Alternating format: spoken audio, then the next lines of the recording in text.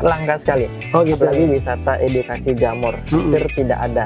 Bahkan mungkin di Provinsi Riau hampir tidak ada. Oh gitu. Makanya saya di situ melihat ini sebenarnya peluang besar itu. Peluang besar. Kenapa sih kita tidak bikin wisata edukasi jamur? Karena kalau cuma sekedar jamur, saya akui itu mungkin sudah terlalu biasa. Dan sudah lumayan banyak sih orang yang bergelut di bidang ini. Kira-kira berapa modalnya yang dibutuhkan? Karena biar supaya tahu juga ini teman-teman kita ini. Sebenarnya modalnya tergantung sebesar apa kita mau bikin usaha jamurnya Pak ya. Kalau gitu. saya dulu ya, kalau kita berbicara dulu, itu saya tidak lebih dari 5 juta. Karena 5 saya juta ya? bikin, saya bilang dulu kan hanya untuk hobi. Saya bikin semacam apa ya?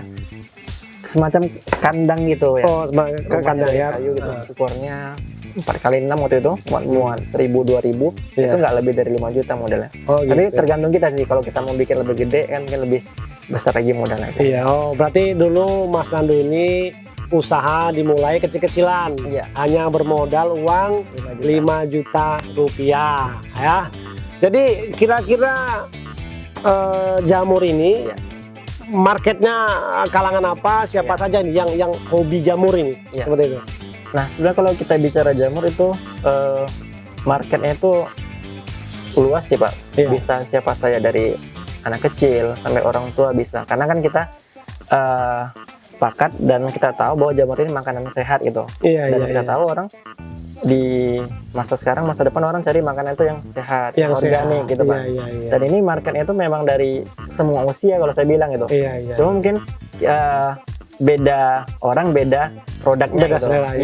Mungkin kalau untuk orang-orang yang golongan agak tua gitu kan, mereka cenderung ya udah jamur segar saja ditumis, gitu. Tapi kalau mungkin anak-anak dia suka goreng-gorengan, ini crispy jamur atau nugget jamur atau es krim jamur gitu. Jadi kalau saya bilang target marketnya siapa, semua kalangan sih Pak. Oh berarti ini jamur ini semua kalangan, tidak terkecuali, berarti umur anak-anak sampai orang dewasa ya. Sekali, Pak. Nah kira-kira kan misalnya nih masyarakat ingin budidaya jamur nih, kan tadi ada satu media itu.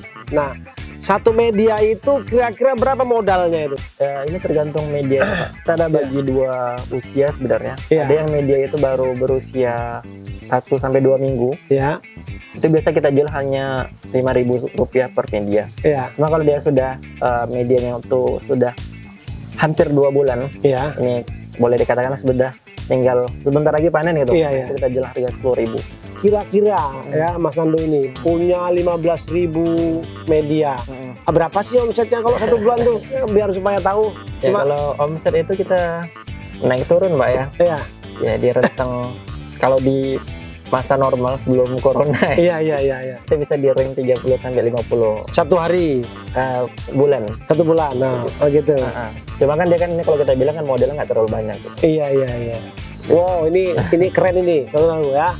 Dia modalnya dulu 5 juta. Waktu masa sebelum corona menghasilkan omset kurang lebih 30-50 juta rupiah. Itu udah cukup itu untuk skala UMKM itu, ya kan? Jadi begini Mas Nando, ini bagaimana nih cara memasarkannya, promosinya? Karena kan begini, nanti saudara-saudara semua mana tahu nanti ingin budidaya jamur, nanti takutnya nggak ada yang beli. Bagaimana strategi Mas Nando ini? Jadi strategi promosi kita itu kan 2 Pak. Pertama offline. Itu memang kita konvensional itu kan dari mulut ke mulut. Baik itu dalam misalnya kegiatan-kegiatan kita ada pameran, ada bazar. Kemudian bagi ada yang wisatawan yang datang, kita selalu bilang, Bapak Ibu silakan nanti kalau sudah kesini sampaikan kepada teman-teman yang lain, saudara yang lain. Itu yang offline-nya, yang langsung. Kemudian kita juga aktif di online, di media sosial, medsos ya. Tadi Bapak sekarang zamannya zaman medsos ya. Benar sekali Pak. Tadi Bapak sudah sebutkan ada WA, di Instagram kita di @rumahjamurnando. Nah itu kita aktif promosi di media sosial. Jadi kalau teman-teman tertarik ya, sahabat-sahabat tertarik itu bisa follow di @rumahjamurnando situ. Berarti permintaan jamur ini kira-kira masih antara kebutuhan dengan penyediaan jamur ini masih berimbang nggak atau masih bagaimana itu?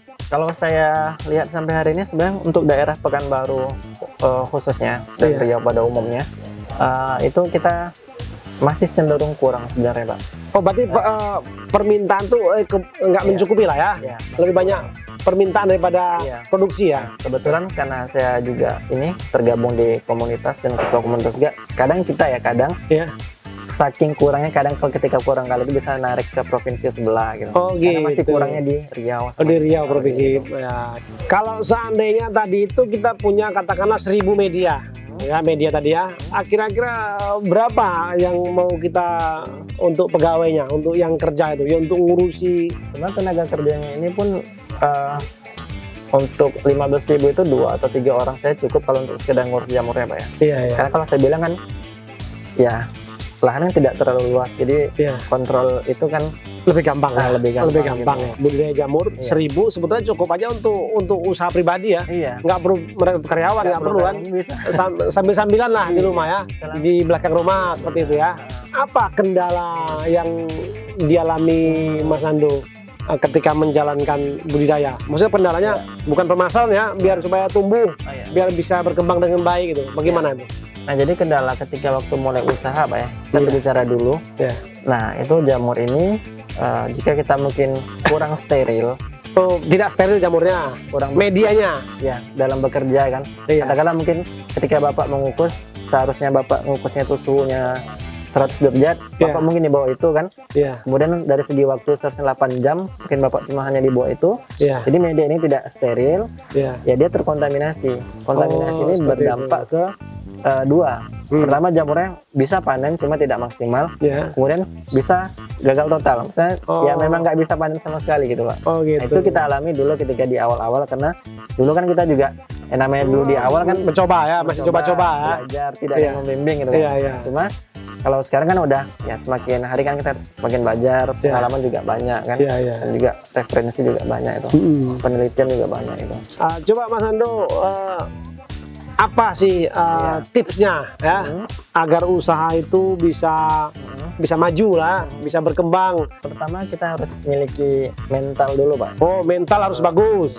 Nah, terus mental baja ya, berarti mental harus baja nih. Baja teknis atau baja apa nih? Berarti mental baja ya, baja yang tebal lah. Terus apa lagi? Mental baja, dan tadi sedikit ngomong tentang mental. Jadi sekali 2 kali gagal biasa gitu kan. Jangan sampai sekali gagal udahlah nggak mau lagi usaha, jangan. Jadi mental harus baja. Berarti mental baja. Yang kedua, perbanyak belajar dari orang yang lebih berpengalaman. Dalam artian saya ingin ketika kita mulai usaha, cobalah bertanya dulu sama orang yang udah pengalaman di sana. Oh, berarti ini belajar sama yang ahlinya. Jangan yang tak ahlinya belajar, nanti gagal gitu. Takutnya kalau main langsung terjun kan, nggak tahu apa-apa kan. Jadi mati konyol itu.